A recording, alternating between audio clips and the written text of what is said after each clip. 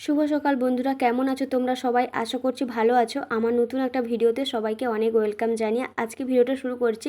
সকালবেলাতে দেখো মিস্ত্রি কাকু এসছে, দেওয়ালটাকে গ্রিল দিয়ে ফুটো করছে। কারণ আমার রুমে একটাও কোনো আলনা নেই, যেহেতু আমি জামা কাপড় রাখতে পারছি না, তার জন্য বাবা একটা দেওয়াল আলনা মতো করে দিচ্ছে, ওটাই জামা কাপড় রাখবো। তার জন্য মিস্ত্রি কাকু এসছে। আর খাওয়া দেওয়ার জন্য সকাল সকাল আলু ভেজেছে মা, মুড়ি দেবে বলে কাকুকে। তারপরে আমি এখন দুপুরে রান্না করতে বসে গেছি।